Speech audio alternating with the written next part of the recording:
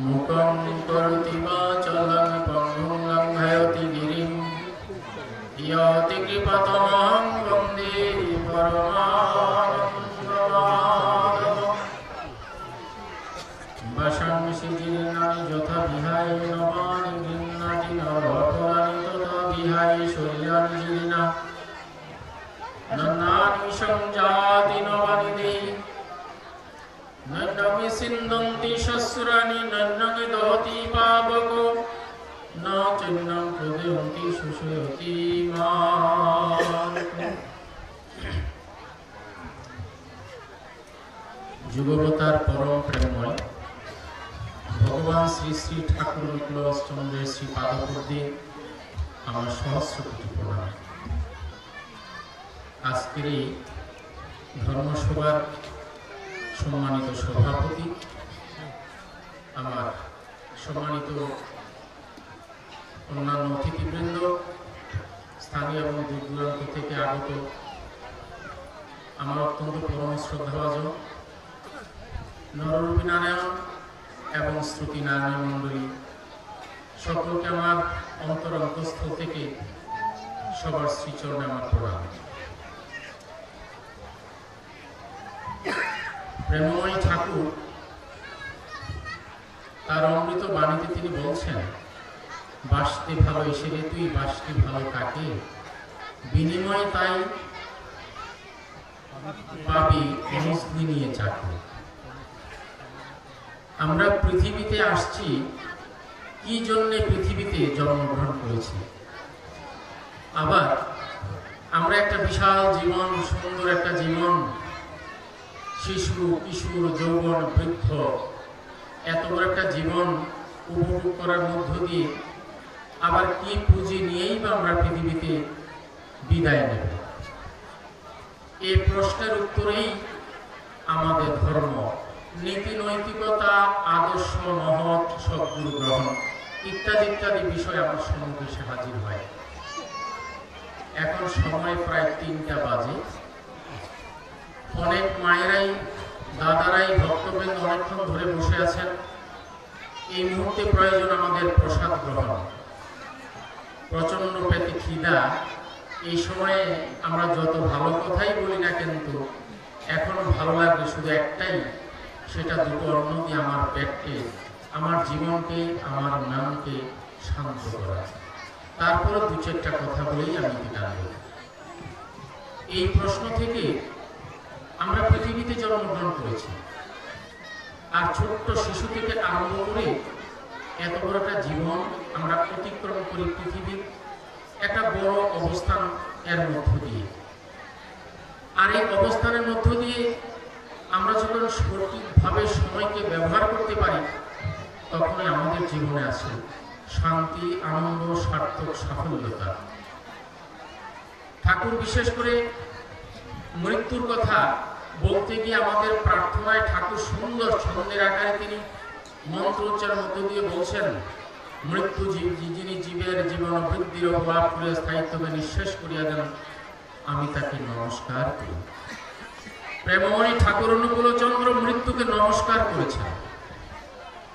আমরা মৃত্যুর কথা শুনলে, মৃত্যুর কথা বললে, মৃত্যুর কথা মনে পড়লে আমাদের ভয় আসে। মৃত্যুর কথা ভাবতে গেলে আমরা ভয় পাই না কয়টি মানুষ? আর সেই মৃত্যুকে ঠাকুর নমস্কার করেছেন। তিনি মৃত্যুকে একটা চমৎকার অভিনন্দন জানিয়েছেন, কারণ এই জন্যে মৃত্যুর মধ্য দিয়ে আমরা সুন্দর একটা আদর্শ জীবন লাভ করার একটা রাস্তা পেয়ে যাই। মৃত্যুর মধ্য দিয়ে আমাদের জীবনের নানা অসমাপ্ত, অসম্পূর্ণ কর্মকে আমরা সম্পূর্ণ করার জন্য আবার নতুন একটা জীবন আমরা গ্রহণ করে থাকি। যে জীবনের মধ্য দিয়ে, সদ্গুরু আদর্শ গ্রহণের মধ্য দিয়ে আমরা জীবনকে সার্থক করে তুলতে পারি। আর এই সার্থকতাটা তখনই আসে যখন আমরা প্রভুর কথা শুনি, জানি এবং মানি। কিন্তু আমাদের ঘাটতি হচ্ছে, আমরা শুনি এবং জানি, কিন্তু মানতে গিয়ে আমাদের যত রকম কৃপণতা, আর ওই মানার কৃপণতার কারণেই আমাদের পাওয়ার কৃপণতাটা হয়ে যায়। ঠাকুর অনুকূলচন্দ্র তার নিজ সহস্তে সত্যানুসরণে কলম দিয়ে লিখেছেন, তুমি সদ্গুরু শরণাপন্ন হও, সৎনাম মনন করো, আর সৎসঙ্গের আশ্রয় নিয়ে তেমনি করেই তুমি চলতে থাকো। আমি নিশ্চয়ই বলছি তোমার উন্নয়নের জন্য তোমাকে ভাবতে হবে না। সদ্গুরু শরণাপন্ন হওয়ার কথা তিনি গুরুত্ব দিয়েছেন। স্বামী বিবেকানন্দ বলেছেন, আমি সত্যের জন্য সবকিছু ত্যাগ করতে পারি, কিন্তু সবকিছুর জন্য সত্যকে ত্যাগ করতে পারি না। রবীন্দ্রনাথ ঠাকুর বিশ্বকবি তার কলমের লিখনীতে তার চিন্তা চেতনার চমৎকার ভাষায় তিনি লিখেছেন, চিনিলাম আপনারে আঘাতে আঘাতে, বেদনায় বেদনায়, সত্য যে কঠিন, কঠিনের ভালোবাসিলাম, সে কখনো করে না বঞ্চনা। সত্য কখনো মানুষকে বঞ্চনা করে না, যদি সত্যকে আমরা পালন করি। আর পালন না করলে তো কোনো কিছু আমাদের জীবনে পাওয়া ঘটে না। শাস্ত্র বলছে, ডাকতে ডাকতে আত্মহারা, ডাকলে কিন্তু দেয় না সারা, বুঝে না সে কর্ম ছাড়া। ঠাকুর নকুলচন্দ্র ঋত্বিক দেবতার মাধ্যমে আমাদেরকে দীক্ষা দিয়ে প্রার্থনা, ইষ্টবৃত্তি, নাম ধ্যান, খানকুনি, সাত্বিক আহারের সুন্দর সুন্দর নীতিবাক্যগুলো আমাদের কানের মধ্য দিয়ে জীবনকে সার্থক করার জন্য চমৎকার মন্ত্রগুলি আমাদেরকে দেন। আমরা যারা জীবনকে সুন্দর করার জন্য নীতি আদর্শকে সামনে রেখে পালনের মধ্য দিয়ে জীবনকে অতিক্রম করি, সেই জীবন যেমন তেমন জীবন হয় না। আমাদের চোখের সামনে অনেকগুলো জীবন আদর্শ ভাবতে অবাক বলে মনে হয়। প্রেমময় ঠাকুরের একান্ত পার্শ্বদ পঞ্চানন সরকার। পঞ্চানন সরকার ঠাকুরের একান্ত কাছের মানুষ।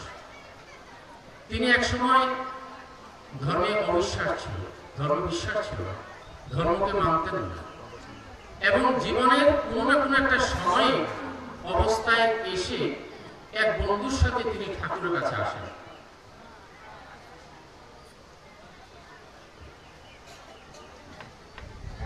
তিনি জীবনে গুরু গ্রহণ করবেন না, ঠাকুরের কাছে এসেও তিনি ঠাকুরের কাছে যান না। বন্ধুর সাথে কথা বলে হিমায়তপুরে আসছেন, তিনি চলে যাবেন। অনেক দূর থেকে ভক্তদের নিয়ে ঠাকুর কথা বলছেন। বন্ধু বলছে, ভাই ঠাকুরকে দূরের থেকে একটুখানি দেখে যাওয়া। দূরের থেকে ঠাকুর কথা বলার অঙ্গ ভঙ্গি, চমৎকার অমৃতময় দর্শন তিনি দূরের থেকে একটু একটু করে লক্ষ্য করেন।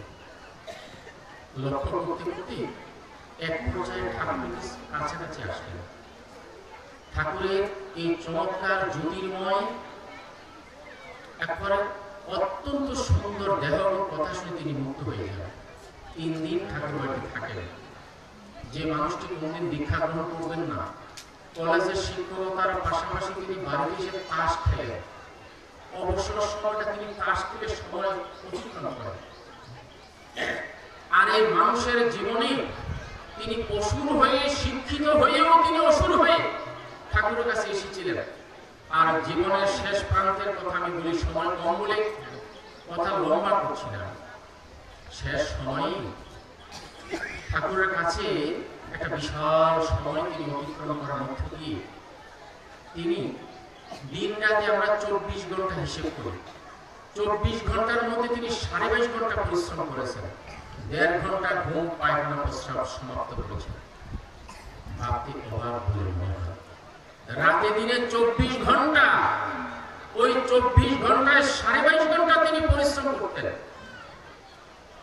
প্রেমময় ঠাকুর অনুকূলের চন্দ্রের কন্যা সাধনা, ঠাকুরের মেয়ে সাধনা অঙ্ক কম বুঝেন।